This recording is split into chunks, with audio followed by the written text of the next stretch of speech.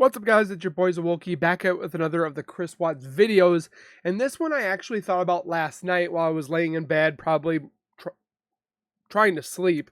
But I got to thinking, I'm like, you know what? The whole Lie Detector thing, when Chris got his, why didn't Nichol get hers?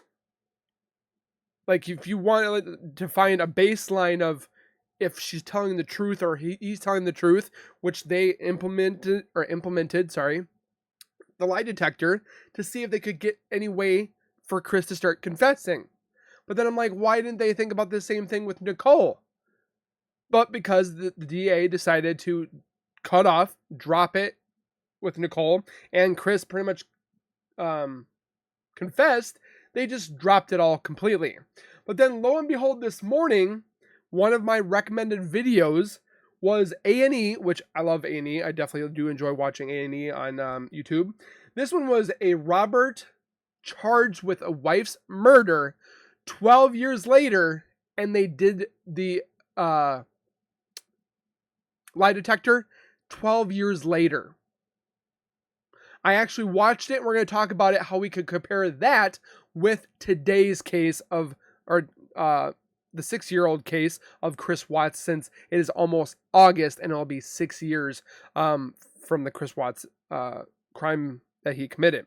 So that being said, before we go any further, if you guys could do me a solid favor and subscribe to the YouTube channel by hitting that wiper icon down at the bottom right, hit that bell icon next to it, so when I do post videos like this one, guys will get that little ring notification that Zowoki myself has posted that video, and then you guys can watch, comment, like, and share. And again, I'm so thankful for all of you guys, how many that we are here, almost 56,000 subscribers, and it's all because of you guys. So keep doing what you guys are doing, and we'll continue to keep growing together.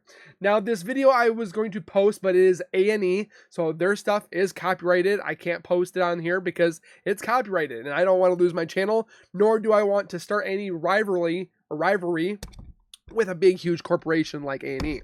Now, the YouTube that I'm talking about, which I'll post the link in the description for you guys to actually watch it, so you guys know what I'm talking about.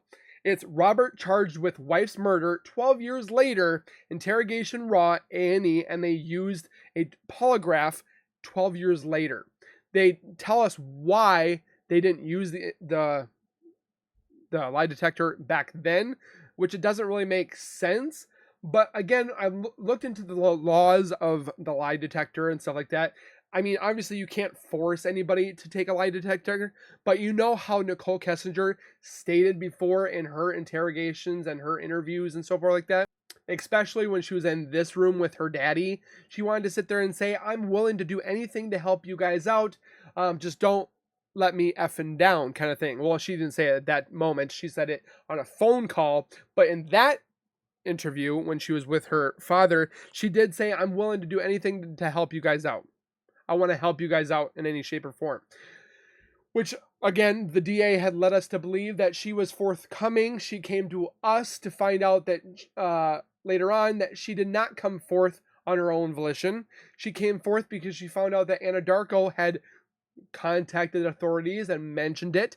But again, with the whole lie detectors thing, it's not considered scientifically reliable enough. But like when you look at the line of base of being a liar, which is -4, Chris Watts was a -18. Now, if you do the same thing with Nichol Kessinger, which she doesn't have any medical issues,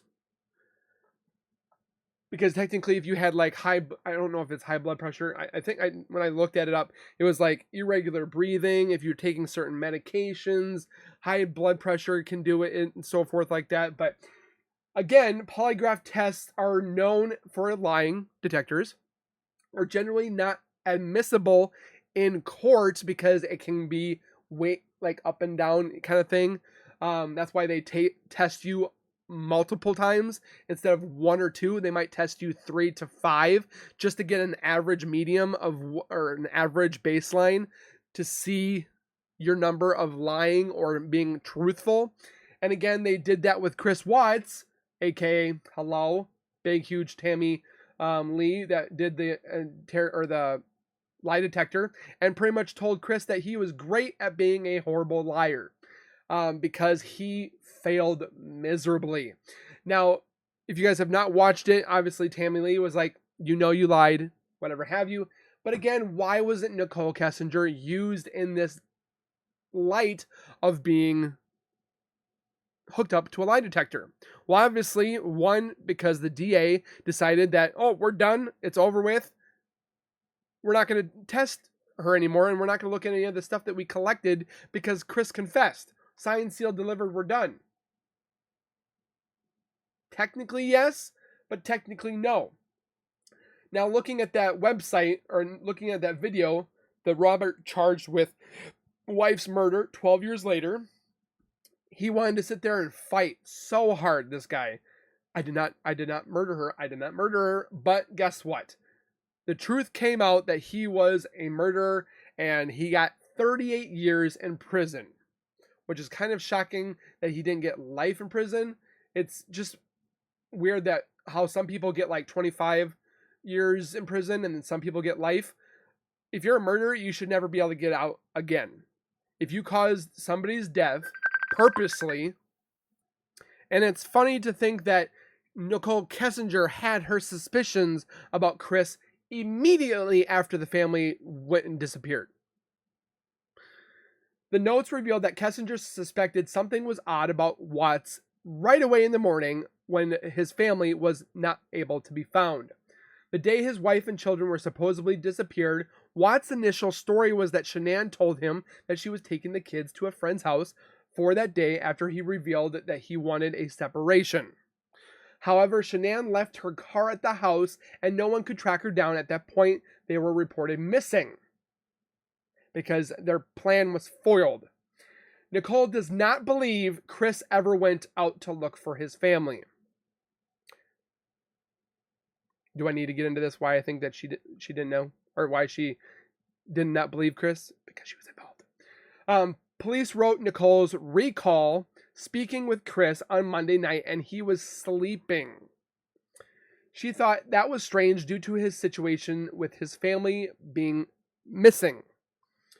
Kobach wrote, she said Chris did not seem to be concerned as he should be, and that he was more concerned with their relationship. Okay. Kessinger also found it strange that Chris was laying on a mattress without sheets when she FaceTimed him on August 13th. Chris also told Nichol that he had to wash his children's sheets as they smelled the notes red. In a video released by police, Kessinger told officers that she confronted Chris about his family's whereabouts. I kept asking him, "What did you do, Chris? What did you do?" she said in the video. According to Eon Online, I asked, "Where's your family?" What's up, brother? Do you think she really asked that? So I texted Chris one last time and told him, if you did anything bad, you're going to ruin your life and you're going to ruin my life. I promise you that. And he responded, I didn't hurt my family, Nikki. She continued. That was the last time they spoke, according to Kessinger. On August 14th, the day after Chris Watts' family went missing, Kessinger spent nearly 4 hours searching the internet for information of the Watts and news accounts of Shanann's disappearance. I'm guessing it's because she wanted to know if there was anything that was involving her. Okay. Then she deleted her search history. Kobach noted the searches were conducted frequently by Kessinger throughout the next several days. She deleted every one afterwards, investigators wrote. So I'm telling you this right now. If you are going to delete anything when it comes to emails, text messages, browser history, files that are in your computer, you're literally trying to hide something. Because literally my search history and my stuff on my phone, I literally barely delete anything unless I know I'm not going to talk to that person ever again. Which is very rare. My browser history, I maybe clean once every 6 to 7 months. And she did it every single time. The same day, Kessinger search Googled for the following topics. Can cops trace text messages? And how long do phone companies keep text messages? As well as the difference between text messages, content, and text message details, according to the police documents, which is in the discovery, or not in the discovery as much as you guys think it is. There is a lot less in the discovery about Nichol Kessinger, which is a little weird. In Kessinger's discussion with Agent Kobach, she shared that she had texted a friend that she was unsure of her future with Chris because she wants her own family. But she literally told Chris that she wanted to give him his firstborn son. While this could have been a motive for the murder, she insisted that she never told Chris this. I don't think so. She said she never said anything about kids damaging their relationship. She said there was never a conversation with Watts that he may have thought she was making a reference to Shanann or his children being a problem, Kobach wrote. And Kobach was actually removed. Was it Kobach or the other one? I get them mixed up for some time. But one of them was removed because apparently, again, rumor has it that he got too close with Nichol. Interesting. Kessinger's deleted texts before her and Chris, which not all of them were able to be retraced because apparently the phone that she had, which I posted in a video not too long ago, was not able to be recovered. That's in the discovery. On August 16th, and they actually didn't get her phone until mid-September. Why? When after the whole case was signed, sealed, delivered, why did they finally get her phone in September? On August 16th, a Colorado Bureau of Investigator agent noted that in an interview with Kessinger, who said she had slept very much in the previous days, she admitted to deleting all of the Watts information from her phone as a form of damage control. Who believes that? I guarantee not a lot of people do. Kessinger told police that she decided to delete the contact information after she found out that Shanann was pregnant through reading newspaper articles after her disappearance, which we proved 100% certainty that she knew that Shanann was pregnant, which is in my last video. That she knew that Chris were not separating. They talked about it amongst each other. Nichol Kessinger Shanann Watts and Chris Watts at the time were talking about possible separation. Nothing about divorce, nothing about big. They just decided to sleep separately for a while and stuff like that. They actually didn't really talk about separation until leading up to the week before, because that's when Shanann Watts was starting to talk with Nicole Atkinson, but nothing really went above and beyond that into family, or Nichol Kessinger would have known because Chris told her literally everything, like his financial stuff, stuff that Shanann probably never wanted anybody else to know. Literally, Chris Watts had diarrhea of the mouth. Nichol thought it could be a lie to her about this, and that what else could he have lied about?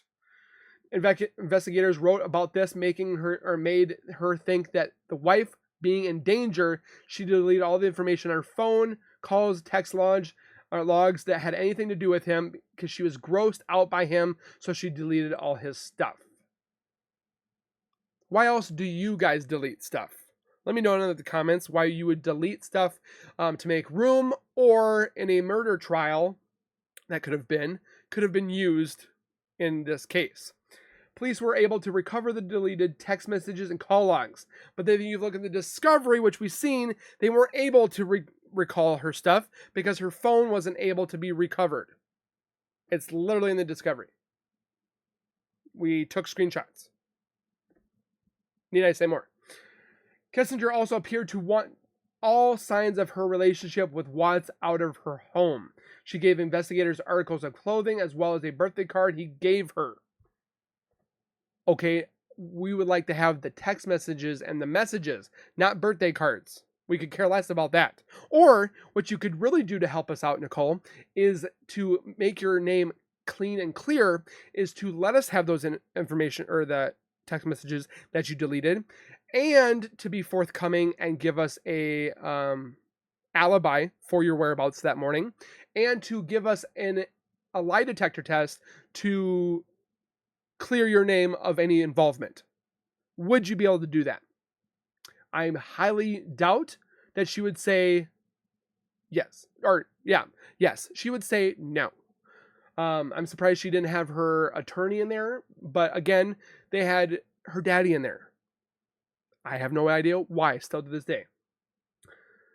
Semi-nude photos of Kessinger were stored in Chris's phone. Apparently, there was also nude and sex tapes in there, which we'll never see, which I don't want to see because it has nothing to do with why Kessinger possibly was involved. It's just gross.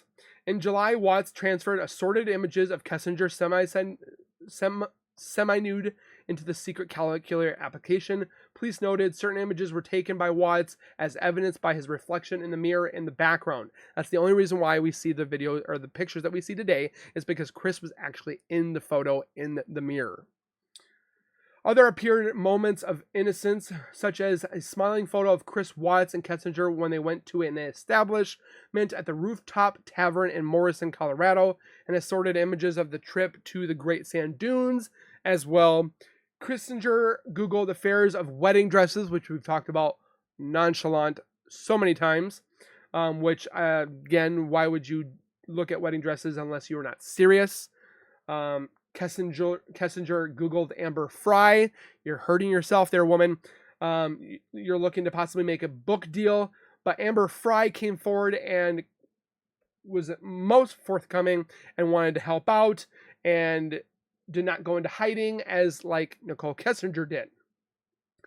Now, looking at lie detectors, again, there is no reason nor way that she would not be able to take a lie detector. You literally, all you need to do is ask her 5 questions.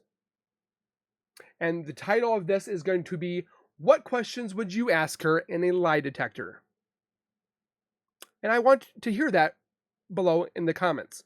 I would love to hear you guys' questions you would have for a Nichol Kessinger to be asked on a lie detector of her whereabouts the morning. For me, number 1, where were your whereabouts, or how do I want to say this? Were you at the Watts house on the morning of August 13th? Is that a yes or no question? No. Or the way I would rephrase that would be, were you at the house or Watts house the morning? Yeah, did I say that? I did say that. I thought I was saying something else. Were you at the house the morning of the murders on the 13th? The next question I would be, these yes or no questions are a little harder. The next question I would ask would be, were you involved in the murders of Christopher Watts in any shape or form physically? And she would answer yes or no. And the last question I would be, were you in any way, shape, or form involved in that case